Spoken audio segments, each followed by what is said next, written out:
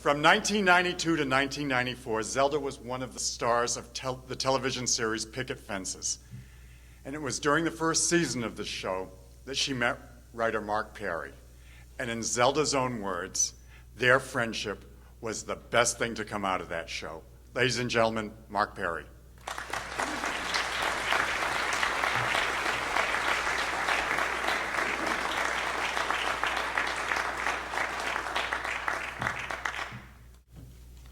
Thank you. I hope you can all hear me. You know, it's funny because all of us get so busy keeping up with our daily lives that it's kind of ironic that we're here to honor someone who spent so much of her daily life keeping up with all of us. And how lucky are we for that? When David asked me to talk about Zelda, I was both incredibly honored and unimaginably daunted. I mean, what on earth could I possibly say that others wouldn't say better? I mean, there are obvious cliches, I suppose, like she was larger than life, or good things come in small packages, and so forth. But the truth is, there's just no way to describe the experience of having Zelda's friendship, especially to someone who never had the good fortune to be blessed with it.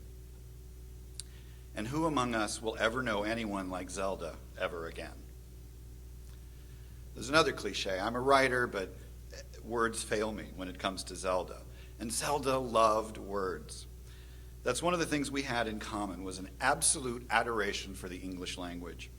And she could string them together better than anybody I've ever known, both profound and profane.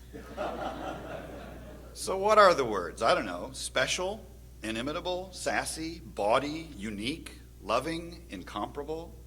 She was all that. And probably some words that haven't been invented yet, too. You know, in the days when she was drifting in and out of consciousness in the hospital, I could only imagine that poor old Mr. Grim Reaper was getting one hell of an earful.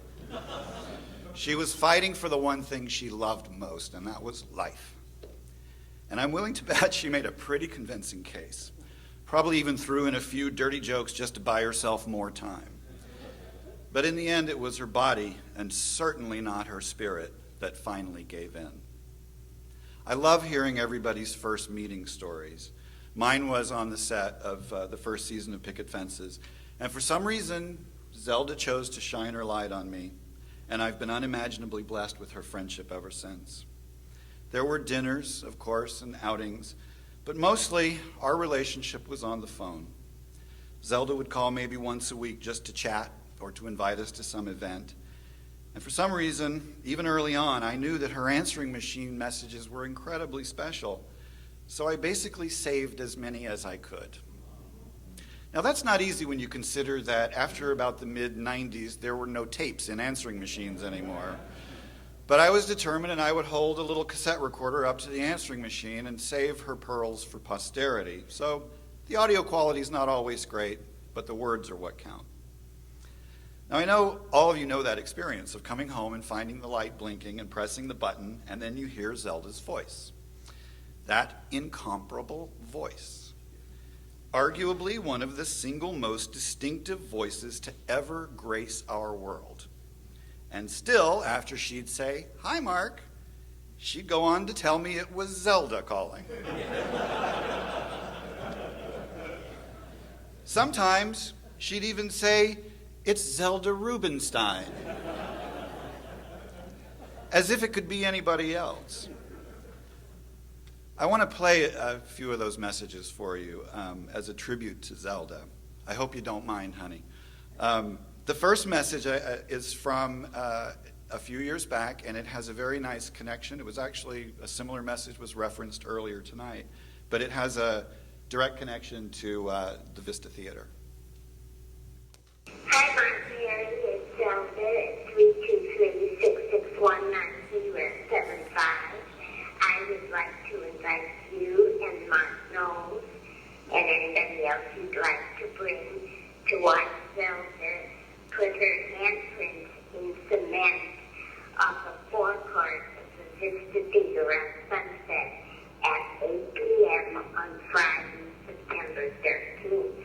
And that's followed immediately by a screening of the first poltergeist.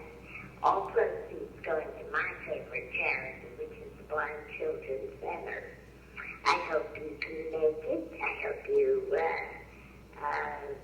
bring a lot of laughter with you, because I'll be laughing all the way as I try to extricate myself from cement. Take care, honey. Bye-bye. Birthdays were, of course, a special highlight because she never missed one in the entire time I knew her. She always called with that wonderful birthday song, and here's one from a few years back. Today is your 46th birthday. Enjoy every moment of it, honey. I look forward to seeing you Saturday evening, celebrating the miracle of arriving at 46 with you. And just have the best time. And I send you loads and loads of love. Bye-bye. My birthday's coming up at the end of June. I'm sure I'm going to listen to that. Even when she was in the hospital during the final months before she lost the ability to speak, she'd call. And this message I'm going to play for you now is the last message that she left me. It's the last time I heard her voice, but just note how filled with love and hope her voice is. And she always asked about my husband Mark, and she never failed to inquire about my dog Blanche. Periwinkle, I got my diagnosis today, and on Monday I'm going to have a stent put into one of the 3 coronary arteries, and they're doing other work to make sure I'm okay. Great doctors feel great, and I feel very confident that I'm going to be okay. Just wanted you to know. Spread the word. Tell Blanche. Bye-bye.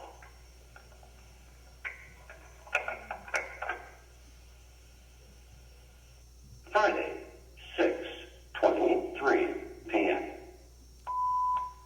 Of course, the next day or so, she took a turn for the worse, and she had to have a tracheotomy and lost her cherished ability to speak. When we went to visit her the day after Thanksgiving, she was only able to mouth her words, but she lit up when she saw us walk in, and she looked at us and she said, well, I'm not much of a lip reader, so I leaned in closer and I said, I'm sorry, honey, what are you saying? Can you give me that again?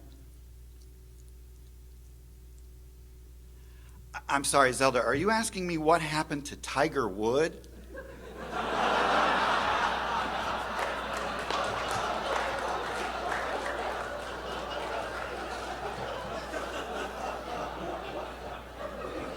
Even then, she was still connected and she wanted to know what was going on in the world. We visited her several times after that, but I didn't know if she was aware that we were there or not. I like to think that she was. But back to words and Zelda's love of language. In the wake of her passing, there were all these adjectives used to describe her in the press. Small, petite, diminutive, tiny. But Zelda, as we all know, was none of those things. If anything, Zelda was quite simply colossal. With a heart as big as the universe and a soul as beautiful as firm young flesh. Hey, she told me once she just couldn't resist it.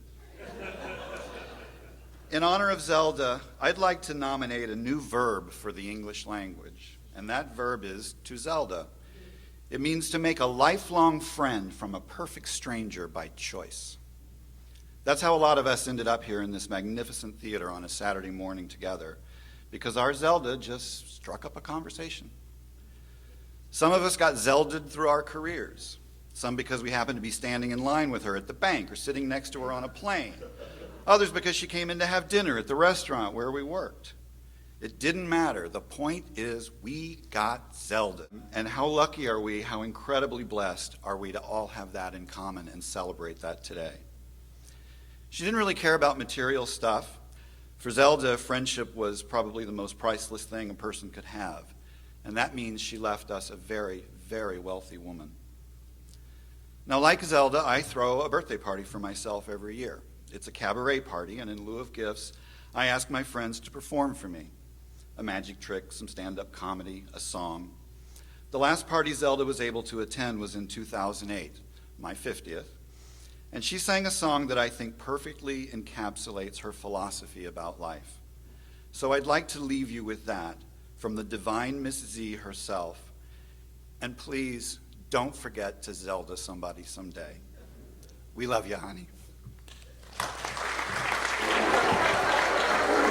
The song I'm singing is for Mark and Mark. I'm doing it a cappella because I esteem this tree. The song I'm singing is for Mark and Mark. I'm doing it a cappella because I esteem this trio, but I don't know who the hell they are.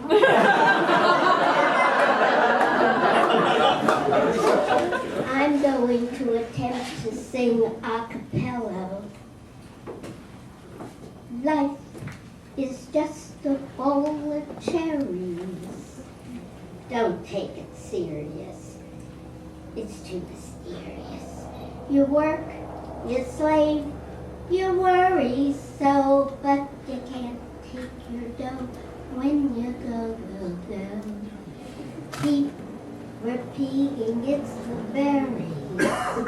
The strongest oak must fall. The sweet things in life to you are just loaned. So how can you lose what you never owned? Life is just a bowl of cherries. So live and laugh at it all. That's right. Live and laugh at it all.